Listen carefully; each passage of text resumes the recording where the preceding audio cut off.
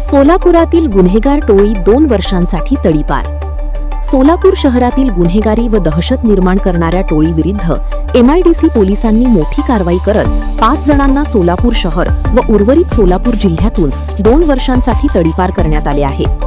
Maharashtra police अधिनियम 1951 च्या कलम 55 अन्वये ही कारवाई करण्यात आली असून यामध्ये राजू मोहन जमादार, कृष्णा राजू जमादार, दीपक रामशंकर जमादार, सनी राम जमादार आणि रामशंकर जमादार यांचा समावेश आहे।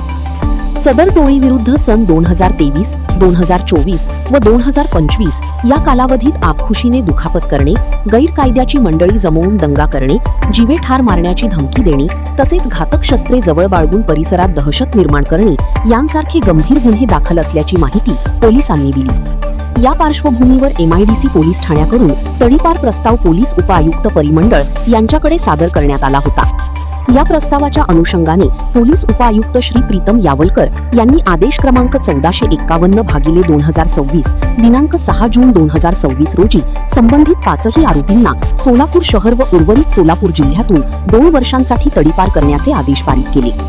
या कारवाईमुळे कुंठा नाका परिसरातील नागरिकांमध्ये समाधान व्यक्त करण्यात येत असून गुन्हेगारी प्रवृत्तींवर पोलिसांचा अंकुश अधिक मजबूत होणार असल्याचे बोलले जात आहे।